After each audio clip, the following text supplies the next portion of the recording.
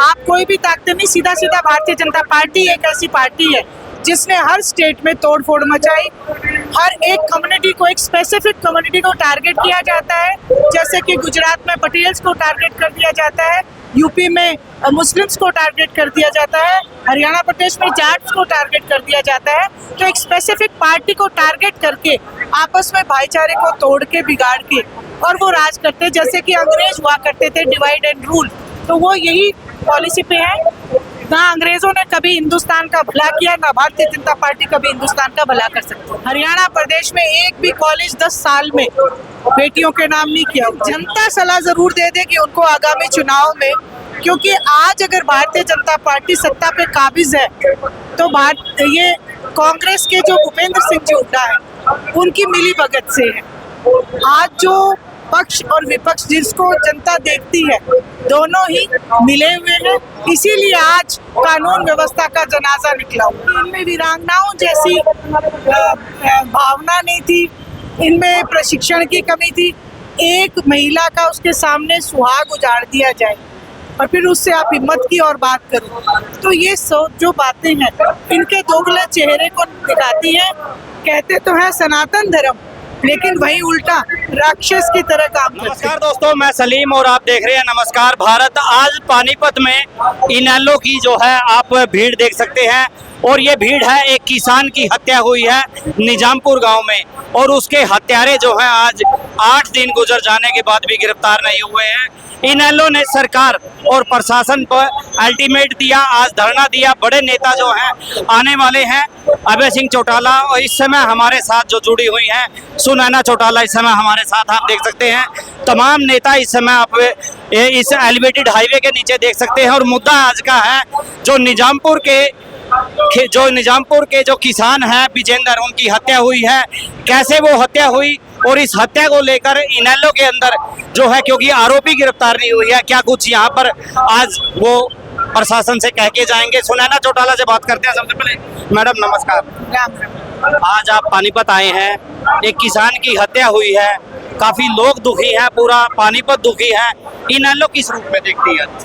देखिए, आज Indian national Lokdal party इसी बात को लेकर यहाँ एकत्रित हुई है, क्योंकि आज हरियाणा प्रदेश में भारतीय जनता पार्टी के राज में कानून व्यवस्था का जनाजा निकला हुआ है। कहीं पे भी कोई व्यवस्था नहीं है।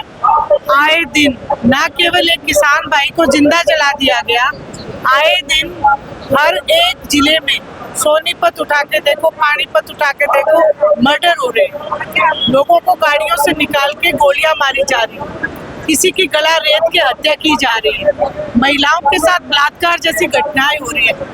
बल्कि इनके शीर्ष के नेता जो हैं इन सब घटनाक्रम में इन्वॉल्व है। एक आपने देखा होगा, प्रदेश अध्यक्ष मोहन बड़ोली जी के ऊपर भी एक महिला ने संगीन इल्जाम लगाया था। हमारी जो खिलाड़ी बेटियां हैं जंतर मंतर पे धरना देती रही, ब्रिजभूषण शर्मा जी के भी ऊपर भी इलिगेशन लगाए गए थे। आए दिन भारतीय जनता पार्टी के नेता महिलाओं को अपमानित करने का काम करते हैं। जो पहलगाम हमारी जो बहनें जिन्होंने अपना सुहाग खोया, उनके ऊपर भी इनके नेता जो जांगड़ा है उन्होंने बड़ी टिप्पणी करके ही बात की। तो आप ये खुद देखें कि जो सरकार स्वयं लोगों को इज्जत नहीं दे सकती, तो उस सरकार में कानून व्यवस्था का क्या हाल है? पहलगाम की बात की आपने, उसके बाद सरकार ने काफी क्रेडिट लिया और सिंदूर को घर घर तक पहुंचाने तक की वो एक योजना लेके आए। हालांकि बैकफुट पे उनको जाना पड़ा क्योंकि लोगों ने विरोध करना शुरू किया। आप जैसी नारियों ने जवाब दिया कि आप सिंदूर नहीं दे सकते, इस पे कुछ कहना चाहेंगे आप? देखो, सबसे पहले तो मैं आपको एक बात कहूंगी, आप जितनी मेरी बहनें खड़ी हैं, आप सबका अपने कैमरे में फोटो जरूर लो और आप इनकी मंशा देखो। जिस समय देश के प्रधानमंत्री ने राजस्थान बीकानेर में जाके ये बात कही कि हम घर घर सिंदूर बांटेंगे, हर महिला के माथे पे एक त्योड़ी गिरी, शिकन आई कि ये कैसा प्रधानमंत्री है। सिंदूर सिर्फ एक ही का लगाया जाता है। जो भारतीय जनता पार्टी के नेता सनातन धर्म का राग अलापते हैं, असल में उन्हें सनातन धर्म में सिंदूर की क्या कीमत है उसका नहीं पता।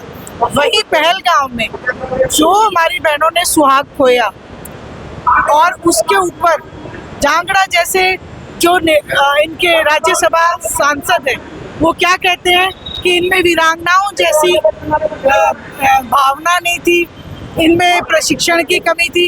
एक महिला का उसके सामने सुहाग उजाड़ दिया जाए और फिर उससे आप हिम्मत की और बात करो, तो ये सब जो बातें हैं इनके दोगले चेहरे को दिखाती हैं। कहते तो हैं सनातन धर्म, लेकिन वही उल्टा राक्षस की तरह काम करते हैं। मैडम, एक समय होता था इनेलो के नाम पे लोग ऐसे उमड़ पड़ते थे जब ताऊ देवीलाल था, उनके बाद ओम प्रकाश चौटाला आए, लेकिन जो पिछले विधानसभा और लोकसभा की बात करें तो परिणाम अपेक्षा के अनुरूप नहीं आए।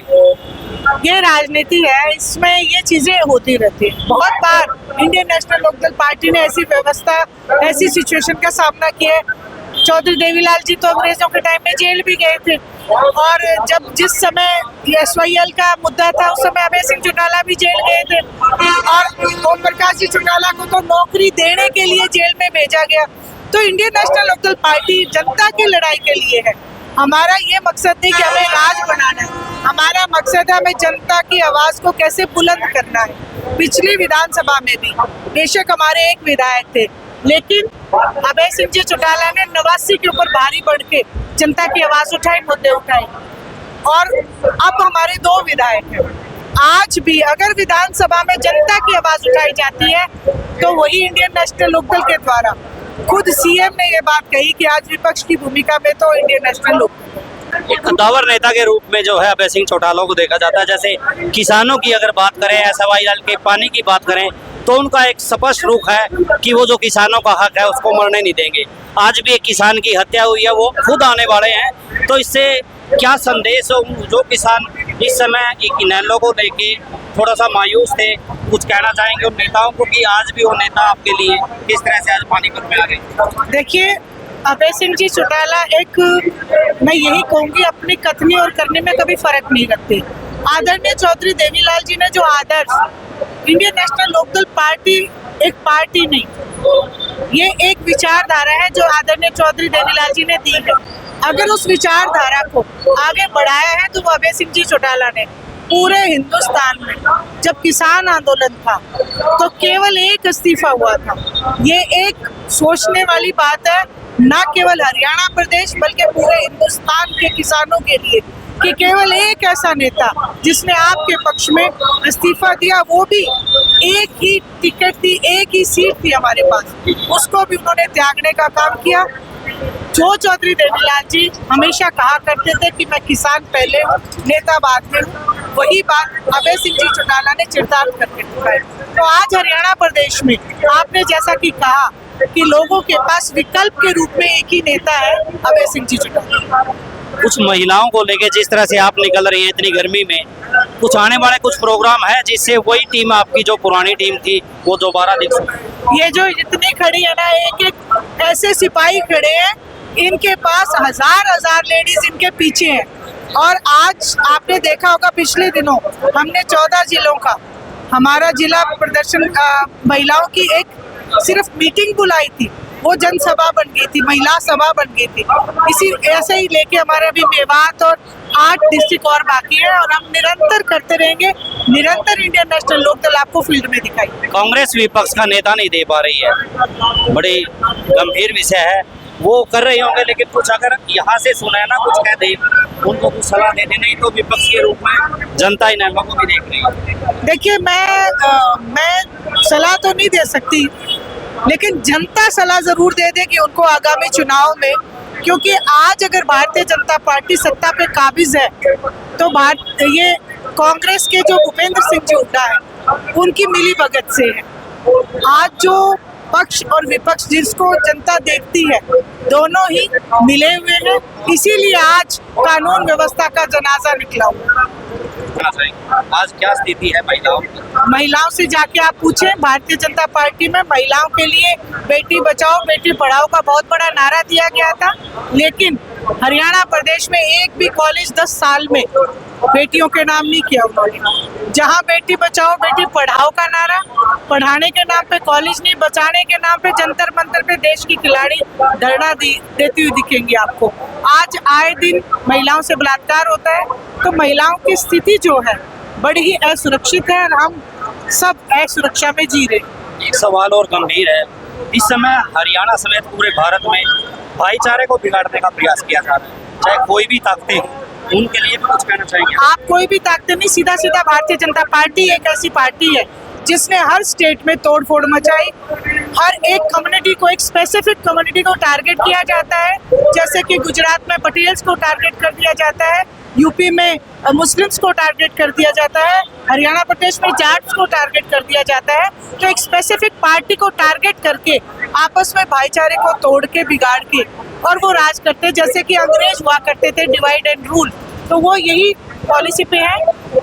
ना अंग्रेजों ने कभी हिंदुस्तान का भला किया, ना भारतीय जनता पार्टी कभी हिंदुस्तान का भला कर सकती। काफी दबंगाई से बोलने लगे हैं।